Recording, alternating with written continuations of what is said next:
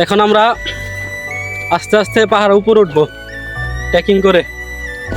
চা বাগান আসলে বলতে গেলে অনেক উঁচু, এখানে না আসলে বোঝা সম্ভব না।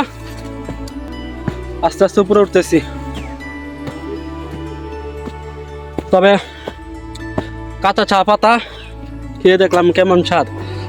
তেমন কোনো স্বাদ না, খুবই কষ্টি একটা বাজে অবস্থা। খেয়ে মুখের 12টা বেজে গেছে। কাঁচা চা খেয়ে উপরে উঠে গেলাম। এই যে উপরে উঠে গেলাম, আমার পাশে আসে এখন লেক। এখানে গোসল করতে পারলে দিনটা আজকে সার্থক হতো। কি সুন্দর ওয়েদার, পূজার মতো না। খুবই কষ্ট উপরে ওঠা। এখন আমার পাশে আছে এই যে আমাদের সুহেব। পাহাড় উপরে উঠে অনুভূতি কিরকম? হেভি অনুভূতি, হেভি। আমরা এখন আস্তে আস্তে উপরে উঠবো, আরও উপরে। আমরা যত উপরে উঠছি, যেহেতু উপরে আগাচ্ছি, ততই ভালো লাগতেছে আর শরীর থেকে ঘাম বেয়ে পড়তেছে। তবে আপনারা পাহাড়ে আর চা বাগানে একসাথে যারা উপরে উঠবেন, চা বাগানে পাহাড়ে ফুলাতা টি শার্ট বা শার্ট পরে আসবেন, কারণ এখানে অনেক ঝুঁক থাকে আর অনেক কিছু থাকতে পারে।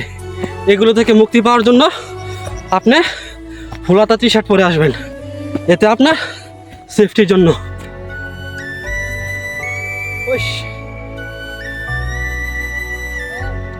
এই যে পিছনে পাহাড়, এখানে আসলে আপনি অটোমেটিক মুখ দিয়ে সুবহানাল্লাহ বলতে হবে না, অটোমেটিক মুখ দিয়ে সুবহানাল্লাহ বেরিয়ে যাবে। উপরে উঠে অনেক দিয়ে গেলাম, হাঁপাচ্ছি। কি সুন্দর একটা